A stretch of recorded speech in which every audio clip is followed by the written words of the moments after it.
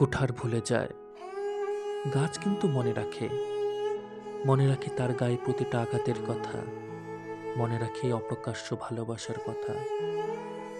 কুঠারের ধারালো শরীর যখন মিথ্যে অভিনয়ে ছুঁয়েছিল তার শরীরের প্রতিটা অংশ, গাছ বুঝেছিল সে বাধা দেয়নি, নেয়নি সেই অভিনয় অংশ। কুঠার দেখেছিল গাছের যৌবন তার রূপ, গাছ দেখেছিল কুঠারকে কালো হীরকের স্বরূপ।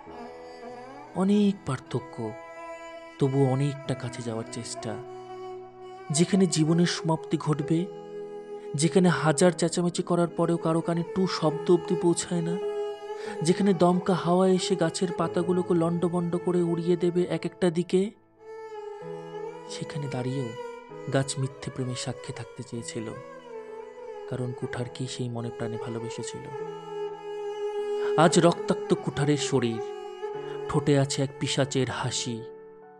এ হাসি অভিনয় সফলতার হাসি, এ হাসি মিথ্যে মায়াজালে বন্দি করার হাসি, এ হাসি চরম তৃপ্তির হাসি, এ হাসি ভালোবাসাকে খেলায় পরিণত করার হাসি। যে হাসির বীভৎস শব্দ শুনেছিল গাছের সেই ক্ষতবিক্ষত অংশ, কারণ গাছ শুধুই ভালোবেসেছিল, ভালোবেসে হয়েছিল সে চিরতর ধ্বংস।